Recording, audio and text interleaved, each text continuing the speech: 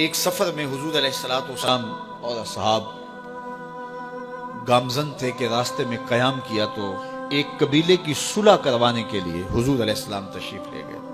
وہاں کچھ تاخیر ہو گئی تو صحابہ نے حضرت ابوبکر صدیق کو کہا کہ حضور رک گئے ہیں تو نماز کا وقت جا رہا ہے، آپ نماز پڑھا دیجئے. حضرت ابوبکر صدیق رضی اللہ تعالیٰ عنہ مصلی پہ کھڑے ہو گئے. اب نماز شروع ہوگی، ادھر سے حضور بھی فارغ ہو گئے تو آقا کریم تشریف لائے. تو آقا کریم علیہ السلام جو ہی تشریف لائے تو صحابہ کی صفیں بندی ہوئی تھی. حضور کو دیکھا، انہوں نے راستہ چھوڑ دیا. پیچھے سے لے کر کے مصلی تک صحابہ نے حالت نماز کے اندر حضور کے لیے راہ کشادہ کر دی. کاش کہ یہ حدیث سب لوگوں نے پڑھی ہوتی اور امت میں اتنے فرقے نہ بنتے اور یہ سوچ کبھی نہ پنپتی کہ نبی کے خیال سے نماز ٹوٹتی ہے. یہاں تو راستے چھوڑے جا رہے ہیں، یہاں تو پروٹوکول دیا جا رہا ہے. اللہ اکبر. اور یہ حدیث کہیں چھپی نہیں ہے، بخاری کے اندر چھپی ہوئی ہے. اللہ اکبر. آقا کریم علیہ السلام تشریف لائے تو صحابہ نے راستہ چھوڑنا شروع کر دیا. نماز بھی چل رہی ہے اور حضور کا راستہ بھی چھوڑ رہے ہیں.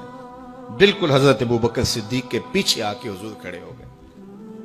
ابو بکر لا یلتفت یمینا ولا یسارا، جب آپ نماز پڑھتے تھے تو نہ دائیں دیکھتے نہ بائیں دیکھتے، پوری توجہ انہماک ہوتا. وہ اپنی کیفیات کے جہان میں ڈوبے تھے اور حضور آ کے پیچھے کھڑے ہو گئے. صحابہ نے اپنے ہاتھوں کی پشت پہ ہاتھ مارنے شروع کر دیے. مکعن و تصدیہ، قرآن نے تالی لگانا، سیٹی مارنا یہ شیطانی اعمال ہیں، لیکن ہاتھ کی پشت پہ ہاتھ مار کے متنبع کرنا یہ مختلف مواقع کے اوپر یہ جائز ہے. تو اب جب حضور آ کے پیچھے کھڑے ہو گئے اور صحابہ سمجھے کہ حضرت ابوبکر صدیق ایک استغراق کے عالم میں ہیں، ایک کیفیت کے جہاں میں ڈوبے ہیں، تو انہوں نے اپنے ہاتھوں کی پشتوں پہ ہاتھ مارنے شروع کر دیے. تو حضرت صدیق اکبر سمجھ گئے کوئی غیر معمولی واقعہ ہو گیا. دیکھا پیچھے حضور کھڑے تھے. اللہ اکبر. تو حضرت صدیق اکبر مصلی سے سرک کے پیچھے آنے لگے تو آقا کریم نے اشارہ کیا رکو، نماز پڑھاؤ. سیدنا صدیق اکبر اس کے باوجود پیچھے آ گئے. کبھی ہوتا ہے حکم اور کبھی ادب آگے ہوتا ہے. اللہ اکبر. حضرت سیدنا علی المرتضیٰ رضی اللہ تعالی عنہ کو کہا نا حضور نے صلح حدیبیہ کے موقع پہ صلح نامہ لکھوایا جا چکا تو لکھا یہ محمد رسول اللہ اور قریش کی جانب سے ہے. تو عروہ نے کہا اگر محمد رسول اللہ مان لیں ہم تو پھر لڑائی کس چیز کی ہے؟ تو اس لیے محمد رسول اللہ نہیں، محمد بن عبداللہ لکھا جائے. تو وہ اس بات پہ بضد ہو گئے اور اگر ایسا نہیں ہوتا تو معاہدہ ٹوٹ رہا تھا. تو حضور نے حضرت علی المرتضیٰ سے کہا کہ چلو رسول اللہ کا لفظ مٹا دو. عرض کی میں تو نہیں مٹاؤں گا، میں تو نہیں مٹاؤں گا، یہ نام میں تو نہیں مٹا سکتا. پھر حضور نے خود مٹایا. اب یہاں حضور نے کہا ابو بکر رکو، لیکن حضرت ابو بکر نہیں رکے، پیچھے آ گئے. اور پھر حضور خیر مصلی پہ گئے، نماز ہوئی، سلام پھرا. تو حضرت ابو بکر صدیق رضی اللہ تعالیٰ عنہ کو حضور نے کہا ابو بکر جب میں نے کہا تھا تم رکے رہو تو تم کیوں پیچھے آئے؟